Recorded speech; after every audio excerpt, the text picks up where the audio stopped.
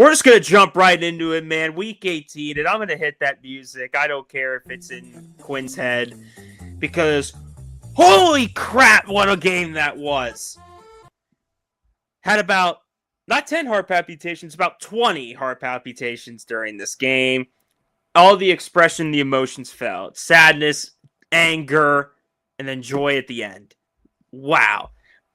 You saw my short on it. I made 2 shorts. I made one at halftime because of, that play call. And then, of course, I had to make one at the end because still stunned in disbelief. But Quinn, we didn't hear your thoughts on it. What are your thoughts on probably one of the better regular season finales and more surprising finishes you'll see? Yeah, actually, I fell asleep during the Steelers Ravens games. Nah. Definitely, definitely a great game. I mean, we both predicted the Steelers to win, so we both knew this would happen. But By yeah, I heart, mean, not by mind. uh, a friend of mine from high school posted, and it was a picture of Rodgers walking off the field and said, "This man's different." And hey, I mean, I know Rodgers is old, but he's still Aaron Rodgers. He still has some magic in him, and the Ravens still and Lamar still struggles against the Steelers. I mean, it's a classic tale as old as time. Lamar, Steelers. Um, but yeah, definitely exciting matchup. You really didn't know who was gonna get in beforehand because you're like, well, on one hand, but on the other hand, like I don't know. But Steelers are now the 4 seed, so it's exciting. Ugh, yeah, being back and forth, you were dead on about that. Steelers Ravens is as even of a rivalry as you could get. No disrespect, Quinn, to your precious little Cowboys Eagles rivalry, but I think ours has got you beat a little bit in terms of epic games. You might have the history, but we got the epicness of our game. But yeah, Lamar has a bad reputation against us. Besides last year, he crushed us, but wasn't his fault they lost. He looked really damn good, especially in the fourth quarter. The one touchdown where he basically just ran between 2 guys trying to sack him and chucking it to Zay Flowers. The other touchdown to Zay Flowers. He looked good. And Derrick Henry, again, looked good in the first half. And then John Harbaugh's like, we don't need you in the fourth quarter. We're just going to have Lamar do all the work. Like, again, why Ravens fans were frustrated with him. But for how bad we looked in the first half, and with that personnel that we had out there at wide receiver, no Metcalf, no Washington, a bunch of small white slot receivers, and Rodgers still in the second half looks that good. To have the fans booing you at halftime with that horrendous play call that I never want to see again to this is remarkable. I think this was probably Rodgers' best game all year, and he saved it for the best time. I think all the commentators said it's like a heavyweight fight, and the Steelers saved it for the final round, and it was perfect. Gainwell, again, just being a great receiver out of the backfield. Austin struggled all night until the touchdown where the Ravens defender slipped, and then they finally, with that no-huddle offense, got it going. There was a bit of an issue with the helmets. That was a pretty funny moment where Rodgers was yelling at Arthur Smith because he couldn't hear him.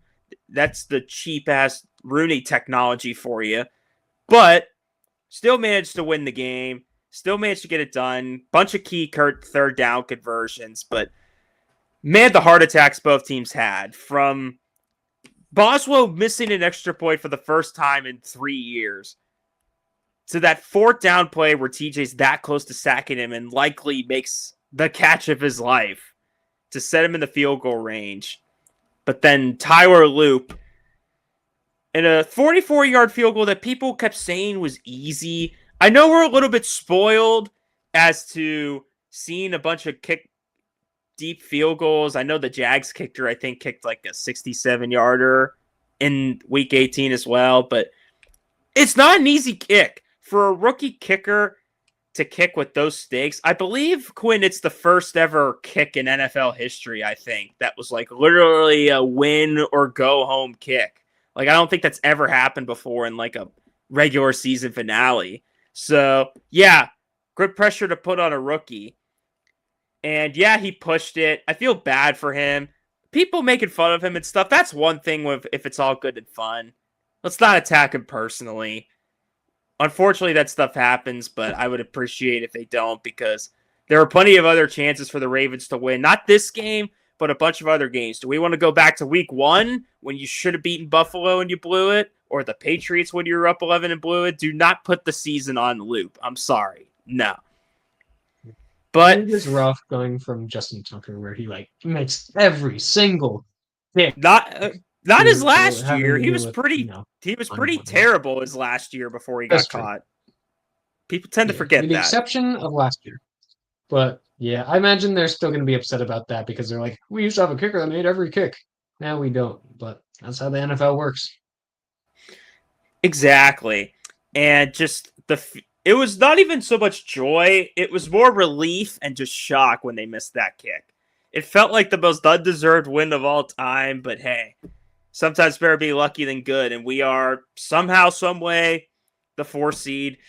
Mike Tomlin probably extended another 10 years because of this win, and Harbaugh lost his job because of a kick. He probably still has a job. Well, he obviously would because he would have had a game, but I think he doesn't get fired if it wasn't for this. So just brutal. Yeah. I guess before we move on to other games, Quinn, the only thing I wanted to ask was when they converted that 4th down, do you think instead of just taking a knee and trying to center it, you think they should have tried to get more yards?